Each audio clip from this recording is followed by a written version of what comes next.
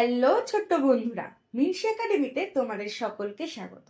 আর আমি অঙ্কিতা চ্যাটার্জি, তোমাদের geography guide বলাই ভালো। পড়াশোনা সবসময় ভাল লাগে না, পড়াশোনা একটু বোরিং বিষয়, তো পড়াশোনা নিয়ে পরে আসি। আগে বলো, কার কোন খেলা পছন্দের? স্কুলে তো বছর শেষের মুহূর্তে বা বছর শুরুর মুহূর্তে প্রায়ই খেলাধুলো হয়, স্পোর্টস হয়, প্রতিযোগিতা হয় বিভিন্ন রকমের। কারোর দৌড় হয়, কারোর রিলে রেস হয়, high jump, long jump, football, নানান ধরনের খেলা হয় স্কুলে, তাই না? তো কে কোন খেলাটা খেলতে ভালোবাসো সেটা আমাকে আগে জানাবে তো। আচ্ছা, দৌড় প্রতিযোগিতায় কোনোদিন ফার্স্ট হয়েছো কি? আমি কিন্তু হয়েছি। এখন একটু ফিগারটা মোটু, কিন্তু ছোটবেলায় এতটাও হেলদি ছিলাম না, তো সেই সময় দৌড়ঝাঁপ কিন্তু খুব ভালোবাসতাম জানো। এবং বহুবার আমি দৌড় প্রতিযোগিতার খেলায় ফার্স্ট বা সেকেন্ড হয়েছি, বিভিন্ন রকমের গিফট পেয়েছি। তখন গিফট পাওয়ার থেকে না, ওই ফার্স্ট হওয়া, ওই যে একটা সিঁড়ির মতো কনসেপ্ট থাকে, ওটার ফার্স্টে দাঁড়া ভিক্টরি স্ট্যান্ডে, ওই জিনিসগুলি বেশ ভালো লাগে, তাই না? তোমরা তো এখনো বোঝো সেই জিনিসগুলো। মাঠে খেলতে যাও স্কুল থেকে এসে, তখনও দৌড়াদৌড়ি করো, বেশ মজাদার বিষয় না দৌড়ঝাঁপ করা? জানো কি, এরকমই একটা কম্পিটিশন, এরকমই একটা প্রতিযোগিতা পৃথিবীও করে। পৃথিবীও দৌড় কম্পিটিশনের নাম দিয়েছে, কিন্তু হ্যাঁ, সেই কম্পিটিশন কিন্তু আজও শেষ হয়নি। সেই দৌড় প্রতিযোগিতা এখনো চলছে, পৃথিবী কিন্তু দৌড়েই যাচ্ছে। শুধু কি পৃথিবী দৌড়াচ্ছে? কম্পিটিশন মনে তো আরো লোকজন দরকার পড়ে, একা তো প্রতিযোগিতা হয় না, তার সাথে আছে আরো অনেক গ্রহ উপগ্রহ। তো চলো পৃথিবীর কম্পিটিশন সম্পর্কে জানাই, যেটা তোমাদের আজকের চ্যাপ্টারের সাথে রিলেটেড। একটু পড়াশোনা করব, একটু গল্প করব, তার মাঝখান দিয়ে অনেকটা জিনিস শিখতে পারবো। তো আজকের চ্যাপ্টার হচ্ছে পৃথিবীর ঘূর্ণন। পৃথিবীকে তো চিনি, ঘূর্ণন মানে ঘোরা। ওই যে বললাম দৌড়ানোর কনসেপ্ট, দৌড়াতে গেলেও বেশ কিছুটা ঘোরার কনসেপ্টের সাথেই রিলেটেড। ফুটবল খেলতে অনেকেই ভালোবাসি, প্রতিযোগিতায় ফুটবল খেলাও থাকে, কিন্তু মাঠে, পাড়ার মাঠে যখন খেলা হয়, টিম করে ফুটবল খেলি না, তো ফুটবল খেলার সময় কি দেখি, কোনো বলকে যদি হঠাৎ করে ওপর দিকে ছুঁড়ে ফেলে দিই, কি হবে? বলটা নিচের দিকে নেমে আসবে না? ঠিক এইভাবে কেন এই জিনিসটা হয় ভেবে দেখেছো কি? এই ধরনের ওপর দিকে ছুটছি বল কেন নিচের দিকে চলে আসছে? ফুটবলের ক্ষেত্রেও তাই হয়, ফুটবলটা ওপরে ছুঁড়ি, নিচে চলে আসে, কেন এমন? আসলে পৃথিবী তার নিজের দিকে সবকিছুকে টানে। পৃথিবীর ওপরে যে কোনো বস্তু যদি থাকে, পৃথিবী সেটা নিজের দিকে টানে। আর হয়তোবা পৃথিবী নিজের দিকে টানে বলেই আমরা পৃথিবী থেকে ছিটকে বেরিয়ে যাই না, নইলে পৃথিবী নিজের চারপাশে ঘুরছে, সেটা তো আমরা আগের চ্যাপ্টারে জেনেছি। তো পৃথিবী যখন নিজের চারপাশে ঘুরছে, তখন কিন্তু আমরা ছিটকে যাওয়ার চান্সেস খুব থাকে, কারণ আমরা কোনো কিছু চলছে তার উপর কি খুব বেশিক্ষণ দাঁড়িয়ে থাকতে পারি? যেমন ট্রেন খুব বেশি যদি নাড়াচাড়া করে, আমরা কি দাঁড়িয়ে থাকতে পারবো কোনো কিছু না ধরে? কিন্তু আমি তো কোনো কিছু ধরিনি, আরামসে দাঁড়িয়ে আছি, পড়েও যাচ্ছি না। তাহলে কি সেই শক্তি? আসলে এই যে পৃথিবীর ওপরে আমরা দাঁড়িয়ে আছি, কোনোভাবেই ছিটকে পড়ে যাচ্ছি না, বরং লাফালেও আবার পৃথিবীতেই এসে পড়ছি। এবং সেটা শুধুমাত্র পৃথিবীর একদম উপর বলে নয়, পৃথিবীর যে কোনো সাইডে যদি যাই, পৃথিবীর যে কোনো প্রান্তেই আমি থাকি, সেখান থেকেই আমি যদি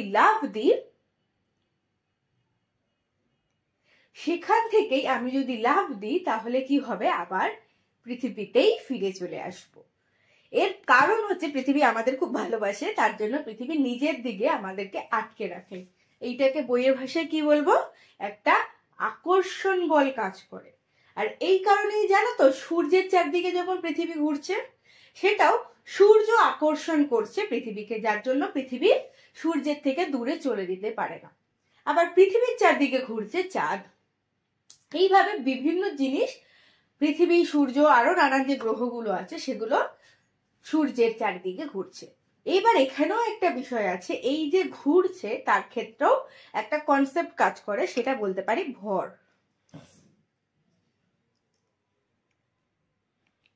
এই ভরের কনসেপ্ট কি হয়? যে যার ওয়েট বেশি, ভর মানে সোজা ভাষায় যদি বলি, চলো ভর বলবো না, ইজি ভাষায় বলি, একে বলবো ওজন। তাহলে যার ওজন যত বেশি, তার পাওয়ার তত বেশি হয়, তার আকর্ষণ বল তত বেশি হয়, ঠিক আছে? এবং সেই জিনিসটার কাছাকাছি থাকা জিনিসের প্রতি তার পাওয়ার বেশি হয়। তাহলে সূর্য কাছাকাছি পৃথিবী থাকে, তাই সূর্যের কাজ পৃথিবীর ওপর মানে প্রভাব ফেলতে কিন্তু খুব সুবিধা হয়। এই যে সূর্য পৃথিবীকে নিজের দিকে টানছে, পৃথিবী আমাদেরকে নিজের দিকে টানছে, বা পৃথিবীর চারদিকে চাঁদ ঘুরছে, এই বিভিন্ন কনসেপ্ট গুলোর জন্য যে বলটা কাজ করে, যে আকর্ষণ বল কাজ করে, এটা কিন্তু আকর্ষণ নর্মাল ভাষায় বলতে পারি যে টানা মানেই আকর্ষণ করা। কিন্তু এত বড় একটা বিষয়, বিশাল বড় একটা পৃথিবী, তার থেকেও বহু বড় হচ্ছে আমাদের সূর্য। সেই সূর্য যখন পৃথিবীকে টানছে, তাহলে সেটাকে তো সামান্য আকর্ষণ বল বলতে পারি না, সেটাকে বলি মহাকর্ষীয় বল। কি বলি? মহাকর্ষীয় বল বা গ্র্যাভিটি। গ্র্যাভিটি নামটা কিন্তু আমরা অনেকেই শুনেছি, যার ফলে আমরা পৃথিবী থেকে ছিটকে বাইরে বেরিয়ে যাই না। যদি এই গ্র্যাভিটি না থাকে তাহলে আমরা কিন্তু আকাশে ভেসে ভেসে বেরাতাম, পৃথিবীর মধ্যে দাঁড়িয়ে থাকতে পারতাম না। ওই অনেকটা চাঁদের ভিডিও দেখেছো, বা রকেটের মধ্যে মানুষ ভেসে ভেসে বেড়ায়, ওই রকম হয়ে যেত। আর সূর্যের শক্তি সব থেকে বেশি কেন কাজ করে? সূর্যের শক্তি সব থেকে বেশি কাজ করার পেছনে রিজন হচ্ছে আমাদের মহাকাশে বা আকাশ গঙ্গায় তো প্রচুর নক্ষত্র আছে, প্রচুর তারা আছে। তার মধ্যে সূর্য হচ্ছে পৃথিবীর সব থেকে কাছাকাছি থাকা তারা। এবং তাই নয়, সেই তারাটা পৃথিবীর থেকে বিশাল বড়, 13 লক্ষ গুণ বড় হচ্ছে আমাদের এই সূর্য বা নক্ষত্র। নক্ষত্রই এটা আমরা নাম দিয়েছি তার সূর্য, বোঝার শিক্ষার্থে। তো একেতে সূর্য বিশাল বড়, সেকেন্ড সূর্য পৃথিবীর কাছাকাছি থাকে, তাহলে এর ওয়েটও বেশি, এর কাছাকাছিও থাকে, যার ফলে এর পাওয়ারটা কিন্তু আমাদের পৃথিবীর উপর ভীষণ ভাবেই কাজ করে। এবং তার জন্য আমরা থ্যাঙ্কফুল যে ভাগ্যের সূর্য আমাদেরকে নিজের দিকে টানে, তার ফলেই আমরা বেঁচে আছি, আমরা এখানে থাকতে পারি। চলো আবার খেলাধুলা নিয়ে যাই, অনেকটা করে ফেলেছি। তোমরা কোনোদিন এইভাবে খেলেছো? খুঁটির মধ্যে দড়ি বেঁধে ঝুলে ঝুলে এইভাবে গোল করে ঝুলা।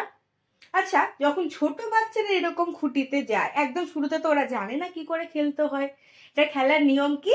এখানে খুঁটিটার মধ্যে দড়ি বাঁধা আছে, তাই তো? এই যে খুঁটির মধ্যে এখানটায় যে দড়িটা বাঁধা আছে, এইখানটার মধ্যে দড়িটা দিয়ে, এই যে হাতে দড়িটা আছে, আমি কিন্তু শুরুতেই লাঠি বা দড়িটা ধরে ঝুলে পড়ি না। আমরা কি করি? আমরা দড়িটাকে ধরে আগে গোল গোল করে দৌড়ে নিই, অনেকটা দৌড়ে নিই। তারপর দৌড়াতে দৌড়াতে একটা সময় পর নিজের পাটাকে আস্তে করে ওপরে তুলে নিই, তখনই আমরা খুঁটির চারদিকে গোল গোল করে ঘুরতে পারি, তাই তো? তাহলে আমরা যদি স্থির অবস্থায় লাঠিটাকে ধরতাম, এই যে লাঠি নয়, দড়িটাকে ধরতাম, কি হতো? আমরা ধাস করে এসে এখানে বাড়ি খেয়ে যেতাম না, কারণ অত কোনো গতিই নেই। আমি দড়িটাকে ধরে টানলাম, আমি গিয়ে ধাস করে খেয়ে যেতাম। কিন্তু আমি যখন গতিতে আসছি, দৌড়ে এসে লাঠিটাকে ধরছি, তখন আমার মধ্যে আমার গতির জন্য সেটা আমাকে ধরে রেখে চারদিকে ঘুরতে পারছে। সেম জিনিসটা হয় সূর্যের ক্ষেত্রে। ধরে নাও সূর্য একটা খুঁটি, এবং বিভিন্ন গ্রহগুলো সেই দড়ির মতো ইনভিজিবল দড়ি আছে, যেটাকে আমরা কি বলি? মহাকর্ষ বল। এই মহাকর্ষ বলের জন্য সূর্যের চারদিকে অনেকটা খুঁটির কনসেপ্টের মতোই গ্রহগুলো কিন্তু ঘুরছে। তাহলে আমাদের খেলার মধ্যেই কিন্তু পড়াশোনা আছে, আমরা খেলার ছলে পড়াশোনা জানতেই পারি, তাই তো? এবার আসি, এই ধরো আমার পৃথিবী রয়েছে, পৃথিবীর চারপাশে কে ঘুরছে? চাঁদ ঘুরছে। কেন ঘুরছে? পৃথিবী দেখো সূর্যের চাঁদের থেকে কিন্তু সাইজে বড়, আর চাঁদের থেকে সাইজে বড় বলেই কিন্তু কার পাওয়ার বেশি হবে? অবশ্যই পৃথিবীর পাওয়ার বেশি হবে। তাই পৃথিবী আকর্ষণ করছে চাঁদকে নিজের দিকে, তাই চাঁদ তার চারদিকে কিন্তু ঘুরছে, ঠিক আছে?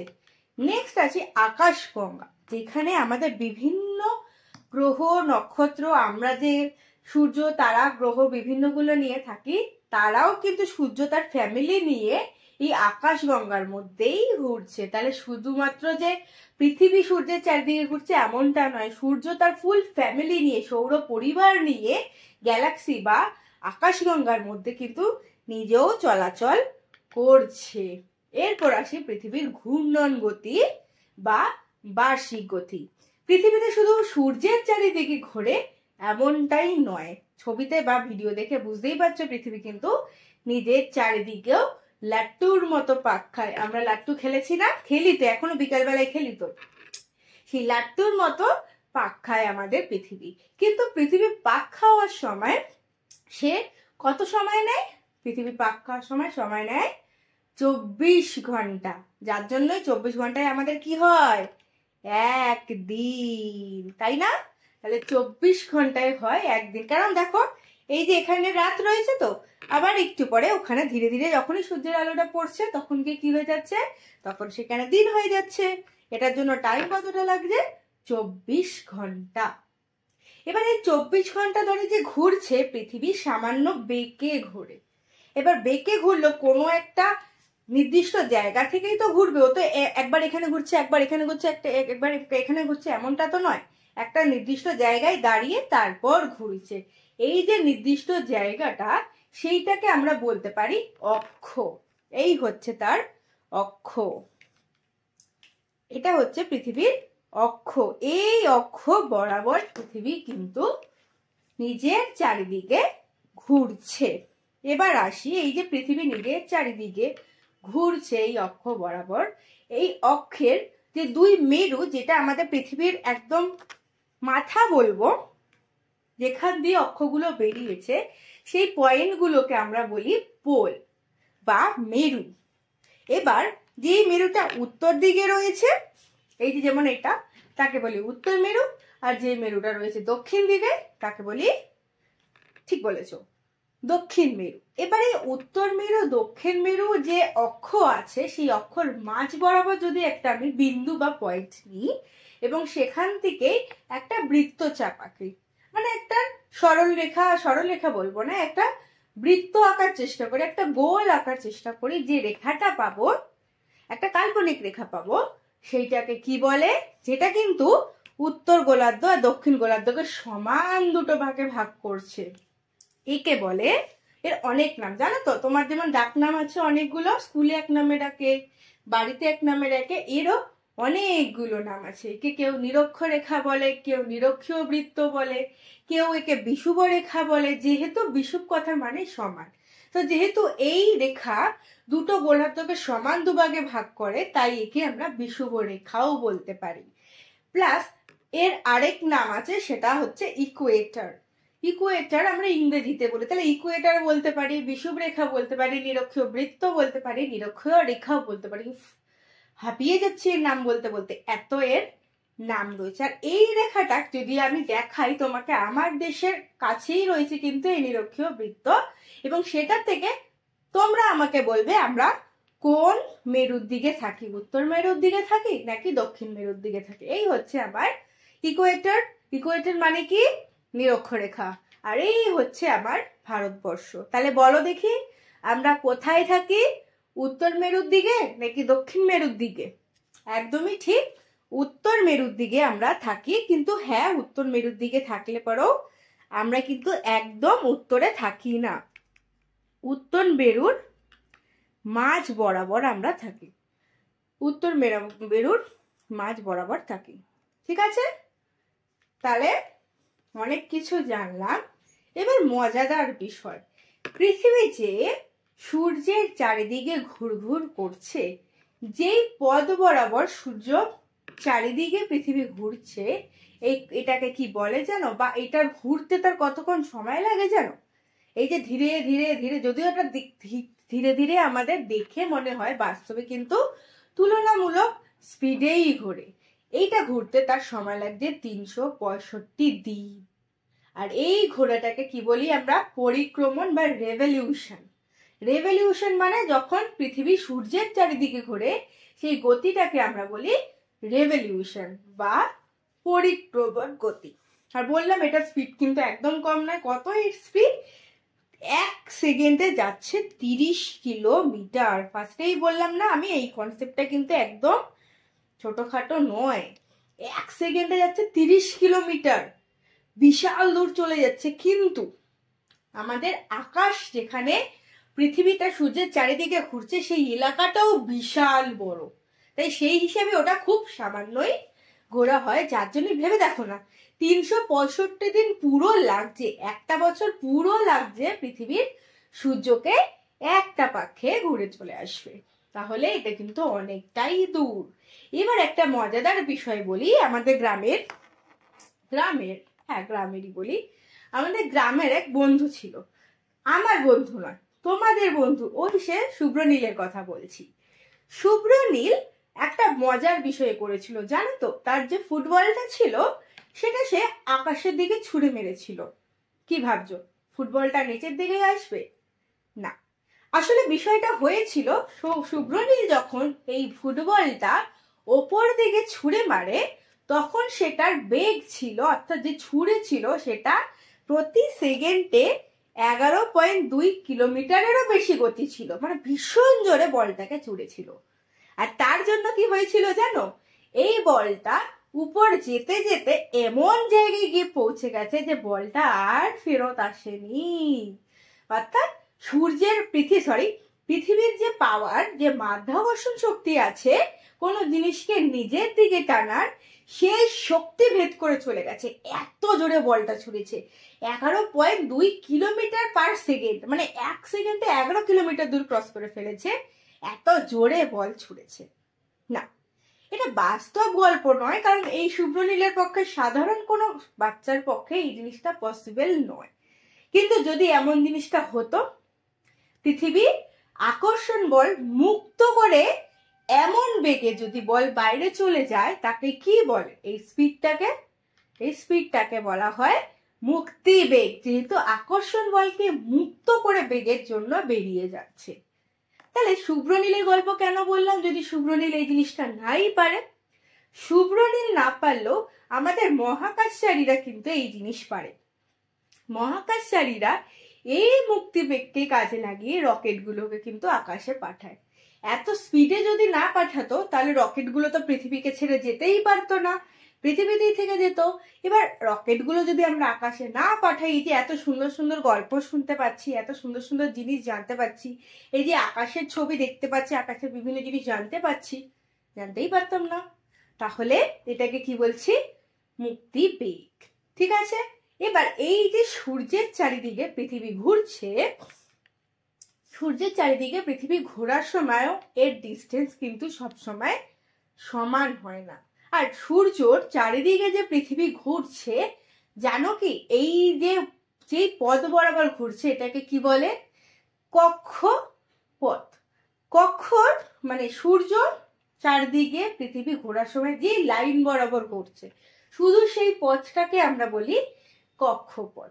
আর হাওয়ায় ভেসে তো ঘুরছে না, একটা কাল্পনিক তল হলেও তো আছে, যেটার উপর ভিত্তি করে বা যেটার উপর বেস করে সূর্য স্থির রয়েছে এবং সূর্যের চারিদিকে পৃথিবী ঘুরছে। সেই তলে, এটার কথাই বলছি, এই তলটাকে আমরা বলবো কি? কক্ষতল বা অরবিট। আগেরটাকে বলছি অরবিট, এটার ক্ষেত্রে বলছি অর্ব। ঠিক আছে, তাহলে এইটাকে বলছি কক্ষতল। সূর্যের চারিদিকে পৃথিবী ঘোরার সময় আগেই বললাম ডিস্টেন্স সবসময় সমান থাকে না, তো ডিস্টেন্স কোথায় কিরকম হয় চলো দেখি। ডিস্টেন্স বিভিন্ন জায়গায় বিভিন্ন রকম হচ্ছে, সব থেকে কম আর সব থেকে বেশি হয় এই দুই প্রান্তে। দুই প্রান্তের মধ্যে সব থেকে কম হয় 14,70,00,000 কিমি, সব থেকে বেশি হয় 15,20,00,000 কিমি। এবং এই দুটোর নির্দিষ্ট দিনও আছে, একটা 3রা জানুয়ারি, একটা 4ঠা জুলাই। এই 3রা জানুয়ারিটা আমার মনে রাখা খুব সহজ হয়, কেন জানো? কারণ 4ঠা জানুয়ারি আমার জন্মদিন, তো তার আগের দিন অর্থাৎ 3রা জানুয়ারি পৃথিবী আর সূর্য সব থেকে কাছাকাছি থাকে।